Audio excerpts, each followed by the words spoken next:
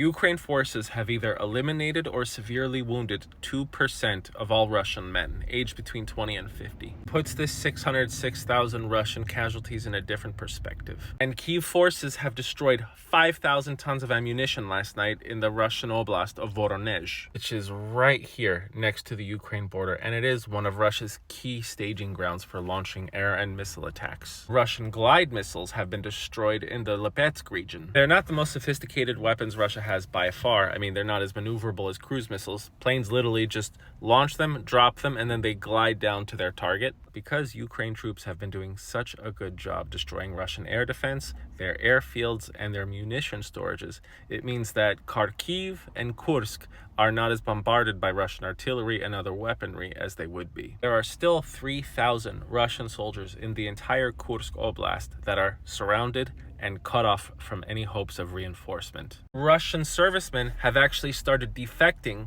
and helping the Ukraine soldiers. A drone operator whose call sign was Silver, who apparently was fed up with the human rights violations and massive torture that's just going on across the entire front. And in my opinion, as time goes by, this is just going to be one of many. For all we know, a lot of Russian soldiers won't defect because of the human rights violations. They may just not want to be part of this 2% of the entirety of Russian men who are either dead or immobilized. Speaking of immobilized, Putin said he wants Ukraine forces outside of Kursk by October 1st. All right, so over a month. And the Kremlin is still trying to play down the Ukraine forces across the Russian border, saying that it's just the new normal. Speaking of the new normal, it seems like it's okay for the Ukrainian soldiers to have destroyed the Nord Stream pipeline, at least according to the Czech president, who I'm freaking loving. Speaking of pipelines, Mongolia just slapped China and Russia in the face, saying that they'll no longer be a part of the Power of Siberia 2 project. This is a multi-billion-dollar project in which Russia was going to sell a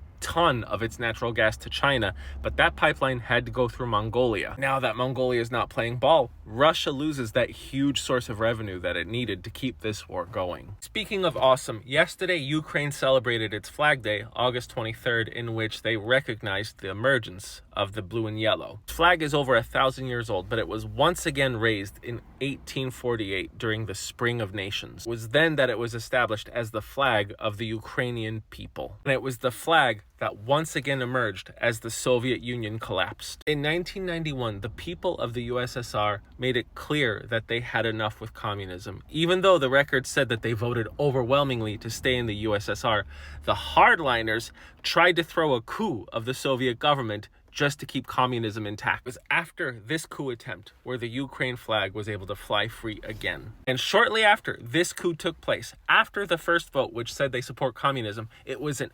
overwhelming majority of the people who were actually done, and they weren't afraid anymore to show it at the polls. Yesterday was the 35th anniversary of the Baltic Way, in which 2 million people across Latvia, Lithuania, and Estonia joined hands and formed a 630-kilometer line across their countries in a show of support and defiance against the USSR. And it was these 3 countries that were the first ones to declare their independence from the broken Soviets. This should be an international holiday, and we should all be commemorating these brilliant and brave people. But let us not forget the brilliant, courageous, and inspiring people of Russia who also voted and fought against the Soviet oppression. Those people back then, just like the ones today, are going to jail just for admiring and respecting freedom. I'm the Geo Husar. Happy Ukraine Independence Day, happy belated Ukraine Flag Day, and happy belated